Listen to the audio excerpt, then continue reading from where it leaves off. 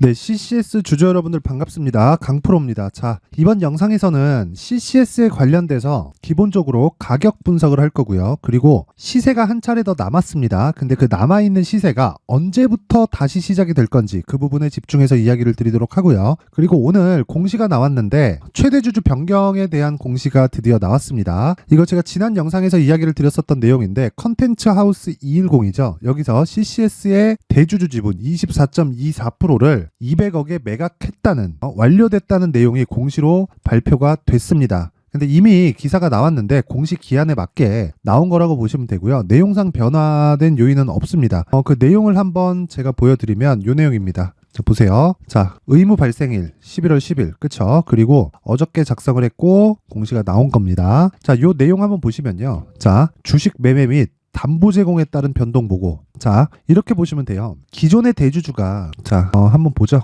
자, 요 내용입니다. 자, 일단 변동 사유가 요 보세요. 경영권을 주겠다. 그쵸? 최대 주주에 대한 권리를 주겠다는 겁니다. 이 권리를 주기 위해서 200억에 결정이 됐어요. 자, 근데 여기서 하나 신기한 게 있습니다. 요 결정이 났을 때가 여기 CCS의 시가총액이 거의 한 2천억 정도였거든요. 근데 여기서 24%를 계산하면 그쵸? 400억에서 500억 정도예요. 근데 경영권이 있는 주식을 매각할 때는 프리미엄이 붙습니다. 그 프리미엄 없이 마이너스 프리미엄을 주고 매각을 시킨 거예요. 즉 200억을 가져간, 그치? 200억에 가져간 이 컨텐츠 하우스, 그쵸? 여기 컨텐츠 하우스 210이라는 데가 가져갔는데 딱 간단하게 말씀드릴게요. 200억 중에 50억이 계약금이고요. 50억이 계약금이고 나머지 150억을 대출을 받았습니다. 근데 여기서 10억을 더 받았어요. 총 160억을 대출을 받아서 CCS의 지분 24%를 매입을 했습니다. 그러면 160억을 사가는 놈, 그쵸? 컨텐츠 하우스가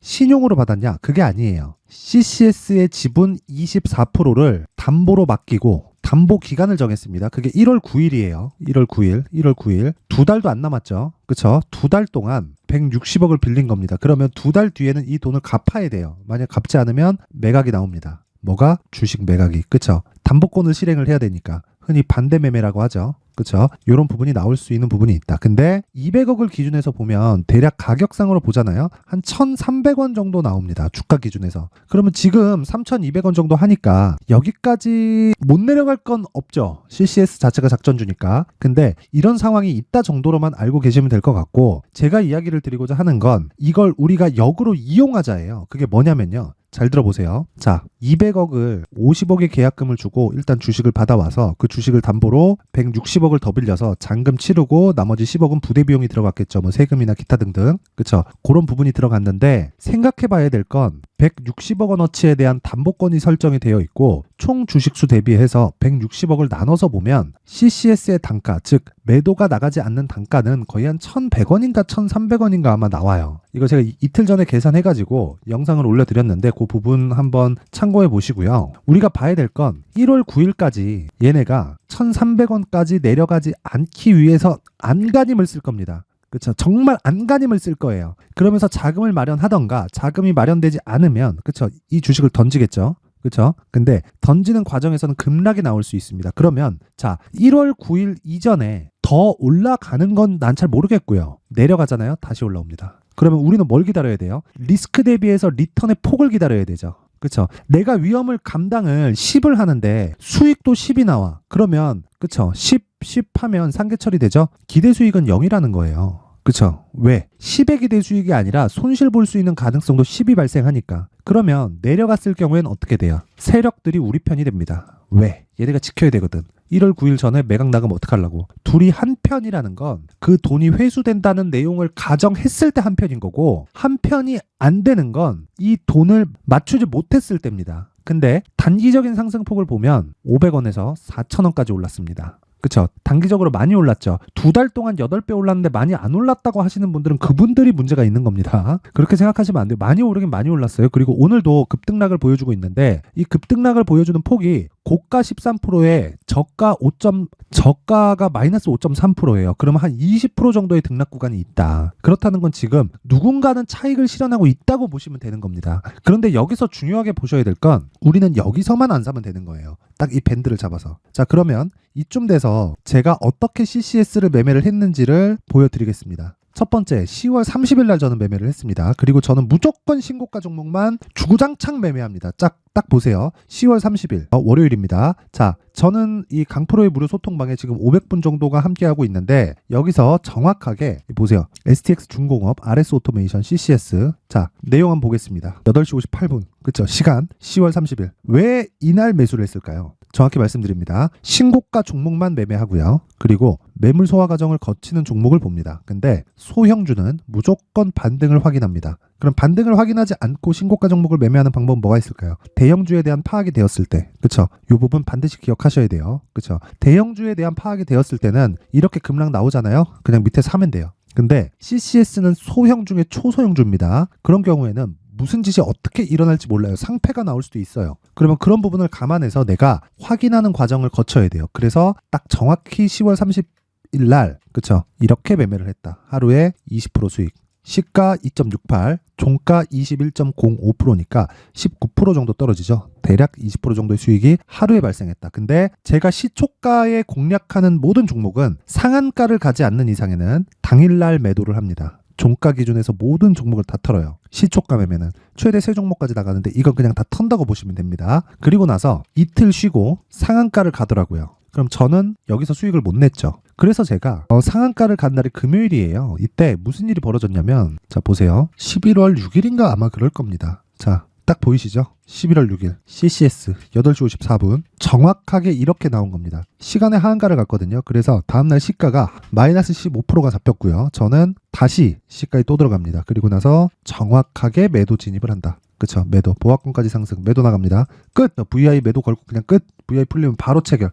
즉시 체결하고 끝내버립니다. 그게 요 날이에요. 그러면 여기서 20%, 이날 15%, 그쵸? 두 개 합치면 35% 정도 나오고 끝내는 거예요. 물론 보유하면서 쭉 올라간 것보다는 적지만 안전하면서 내가 단기적으로 수익을 낼 수 있는 구간이 있다. 그게 뭐다? 신고가다. 이걸 하기 위해서는 정배열에 대한 이해가 필요하고요. 그리고 나서 가격에 대한 파악을 해야 됩니다. 내가 가격에 대해서 파악이 잘 안 된다 하시는 분들은요. 여기 강프로의 무료 소통방으로 입장하세요. 그러면 제가 정확하게 멘탈 잡고요. 그쵸? 심리 잡아드리고 어떻게 매매를 하는 건지 상세하게 이야기를 해드리겠습니다. 오늘 같은 경우에는 어저께 시장이 좀 강했거든요. 그렇다 보니까 제가 어떤 종목을 추적하고 있는지에 대해서만 계속해서 언급을 해드리고 있고 이 내용입니다. 오늘 3시 17분 오늘 수능 날이기 때문에 1시간씩 다 지연이 됩니다. 4시 반에 장이 끝나요. 자, 내용 봅니다. 지금 가격 비싸다. 밸류에이션 상으로는 뭐 계산이 안 될 정도고 하지만 단 한 번의 시세 남아있다. 쌍봉 그리고 다중고점이 나오는 구간에 공략하겠다. 그쵸?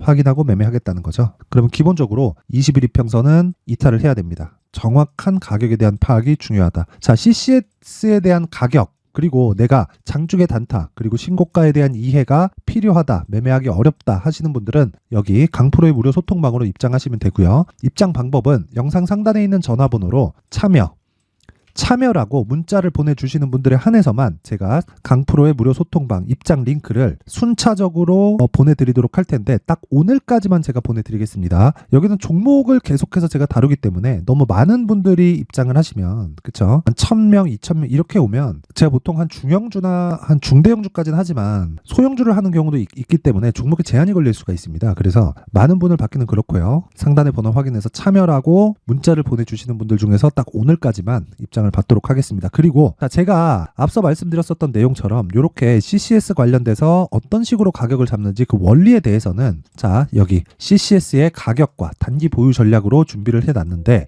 여기 다시 말씀드립니다. 단기는 2주 안에 내가 나올 수 있는 전략을 이야기를 하고요. 그리고 2주 안에 수익으로 전환되려면 가격이 엄청나게 디테일하게 진행이 돼야 됩니다. 그래서 그 가격을 어떤 식으로 설정하는지 그리고 단기 보유 전략 2주 안에 내가 매도하는 구간을 어떻게 잡는지를 상세하게 준비를 해놨으니까 영상으로 이야기를 드리면 너무 길어질 것 같아서 제가 여기 19페이지에 걸쳐서 준비를 해놨습니다. 자, 요 내용은 그대로 받아가서 똑같이 따라 하시면 됩니다. 근데 공부가 필요해요. 자, 상단에 있는 전화번호로 숫자 3이라고 문자를 보내주시는 분들에 한해서만 제가 CCS의 가격 그리고 단기 보유 전략을 공유해 드리도록 하겠습니다. 자, 항상 성공 투자하셨으면 좋겠습니다. 그런데 이해하고 내가 가격에 대한 부분을 판단하는 게 정말 중요합니다. 그 부분 잊지 마시고요. 무엇보다 모든 분들이 성공 투자하셨으면 좋겠고 공부하세요. 공부하면 단기적으로도 그렇고 제 기준상의 장기 투자인 3개월 동안에 시장에서 주도주를 매매할 수 있습니다. 꼭 공부하시고요. 그리고 시청해주셔서 감사합니다.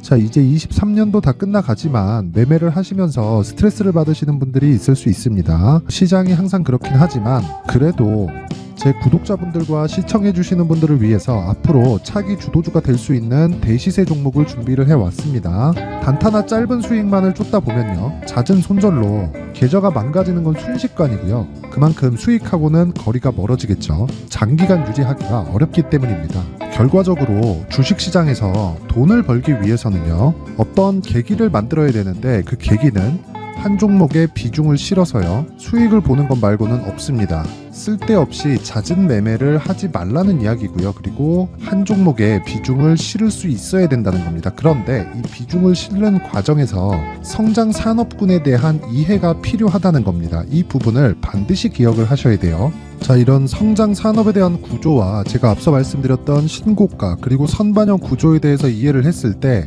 이런 매매를 할 수 있게 됩니다.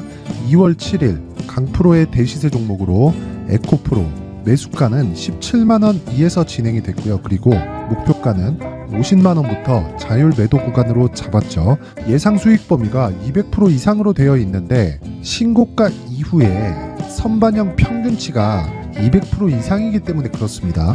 자, 그런데 에코프로가 2차전지 양극재 기업이죠. 2차전지 양극재는 친환경이라는 범주 안에 속해 있다고 보시면 됩니다. 근데 제가 항상 이야기를 드리죠. 시세는 항상 연결된다고요.